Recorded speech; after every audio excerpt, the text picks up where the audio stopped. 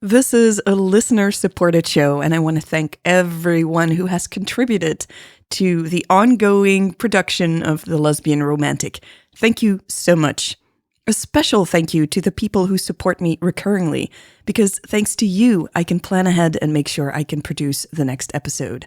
So thank you, Jamie. Thank you, Natalie. Thank you, Thea, Shirley, and Chicken Nipples. Now, I've got a lot more people to thank, and I'm going to do that after the show. But first, story time. Welcome to the Lesbian Romantic Podcast. This is Worth the Risk, Part 31, Onions.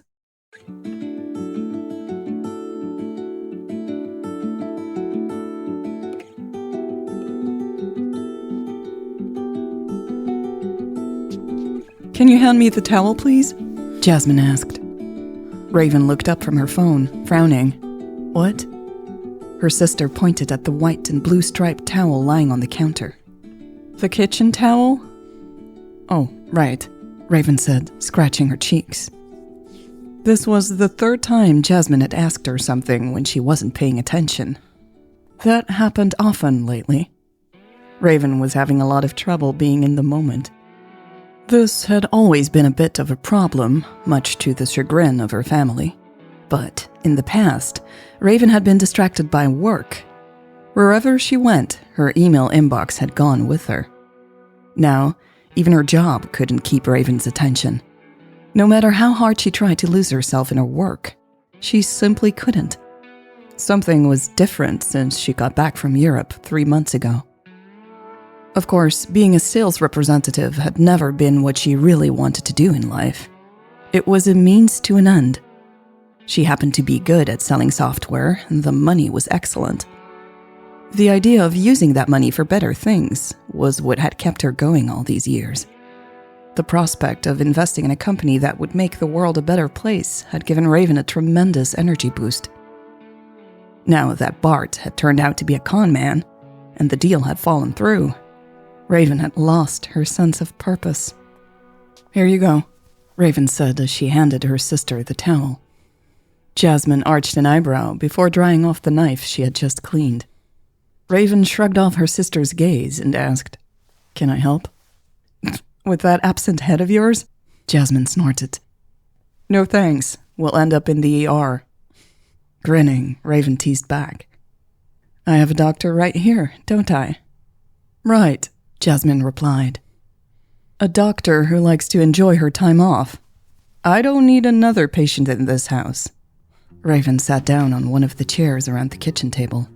She grabbed an apple from the fruit bowl. "How has Mom been this week? Still improving?" Jasmine nodded as she placed an onion on the cutting board. "Yes, I think the inflammation is finally under control.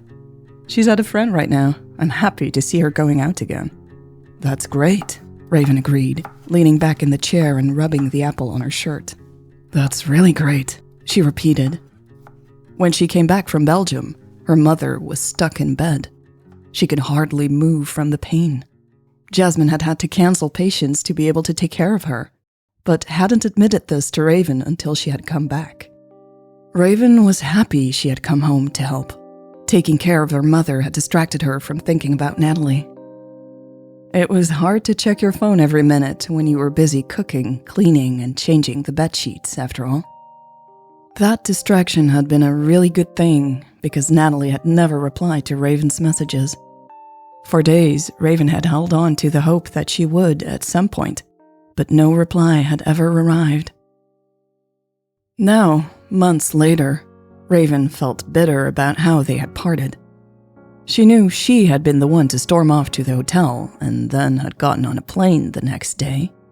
It was hard to admit this, but part of her had hoped Natalie would try to stop her. She easily could have.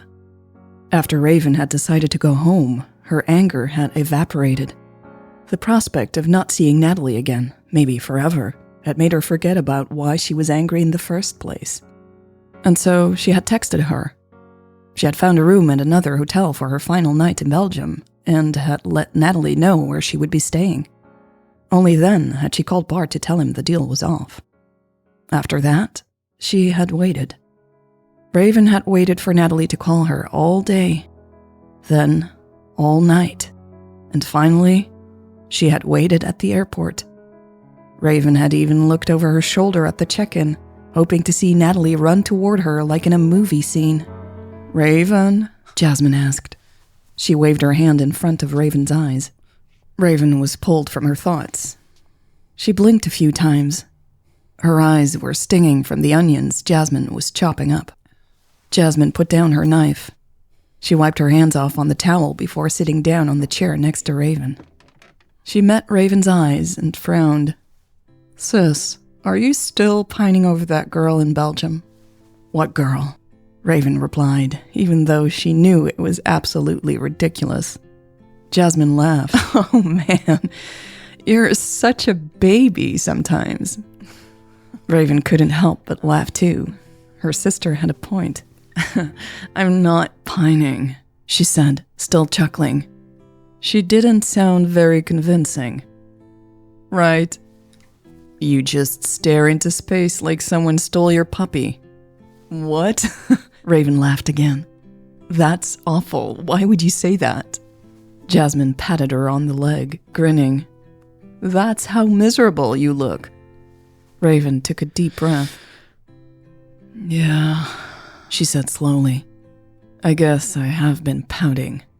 Jasmine raised her eyebrows. "Okay, more than pouting," Raven admitted. She reached for the elastic band that kept her braids together and pulled it out. She brushed some of them off of her shoulders. Had her sadness really been that visible to her sister? "Have you heard from her?" Jasmine asked. Raven shook her head, looking at her hands. "Have you reached out to her?" Jasmine said. Raven bit on her lower lip. "No, of course not." "What does that mean?"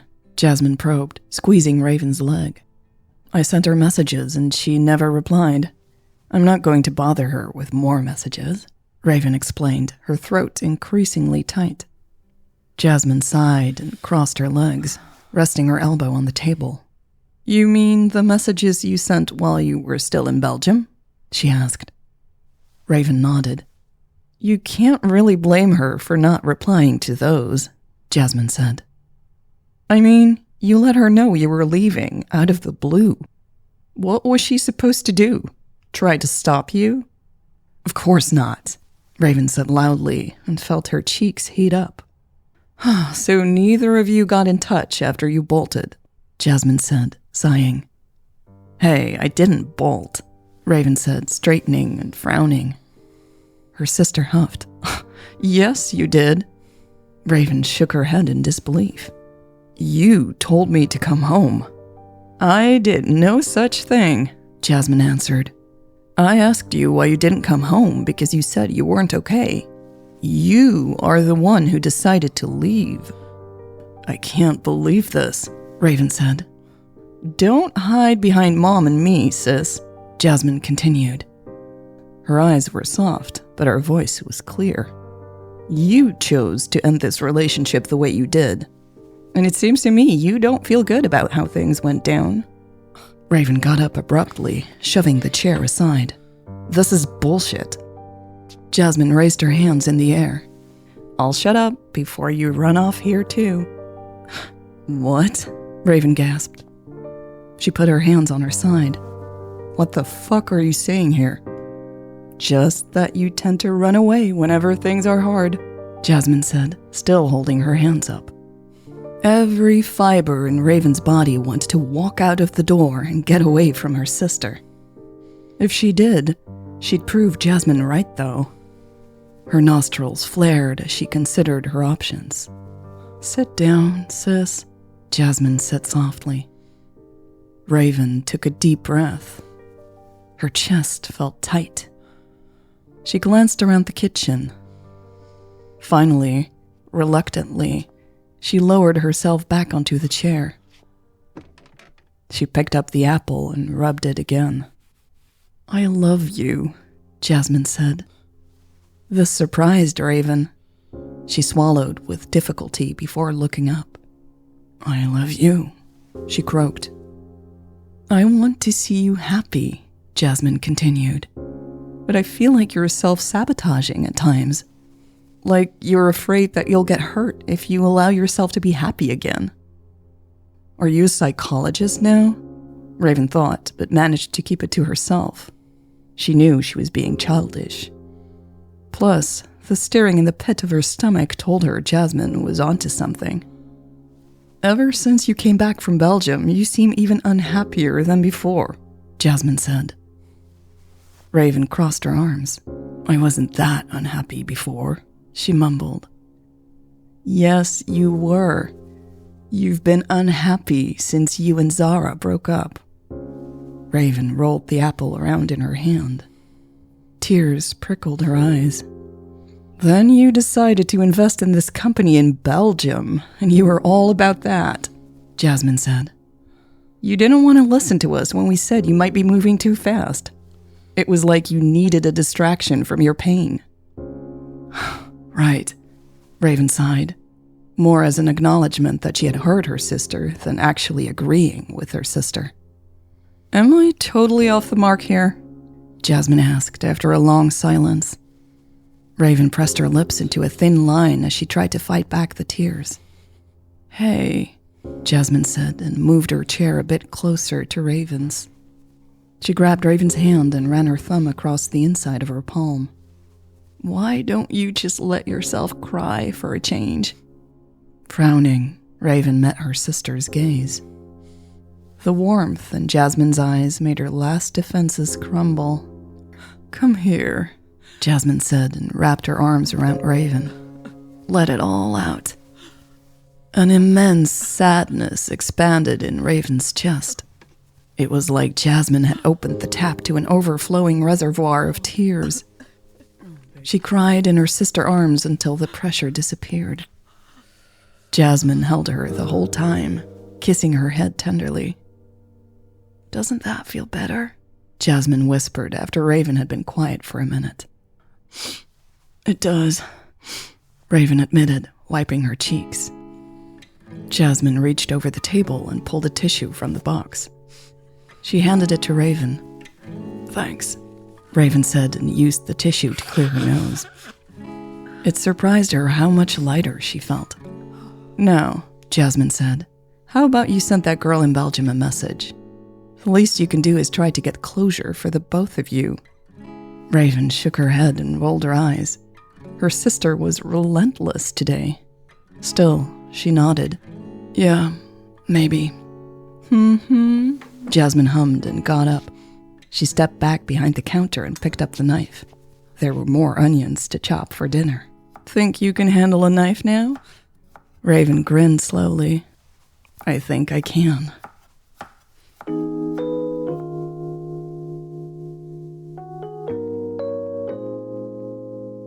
This was part 31 of Worth the Risk.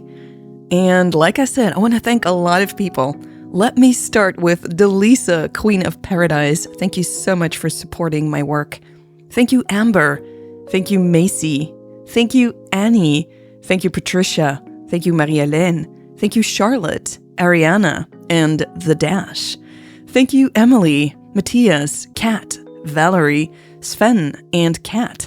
Thank you, Elle, Heidi, Ricky, Lori, and Bob. Merci, Marina, Charlie is a good boy, Jay, Bella, and Trinda.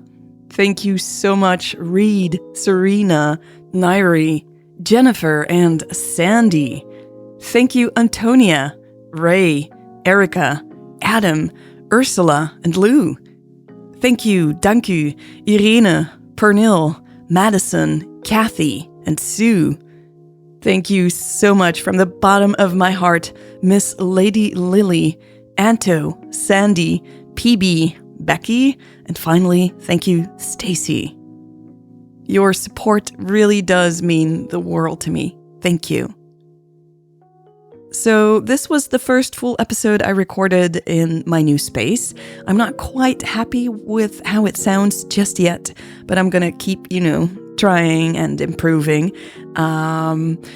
Apart from that, also thank you for the messages that you sent in support in these challenging times in many ways. I'm feeling good. It's good to be a lot better after being sick for over a month and being in a lot of pain. The ribs are finally healing, so I'm very happy about that, but I still can't work out and stuff, so that's hard because it's very important to me for my mental health. But yeah, I'm hopeful I can get started with that soon as well. So thank you for all the encouraging messages. Thank you for spending time with me. It's always a privilege, and I will see you soon in the next episode of Worth the Risk. Bye.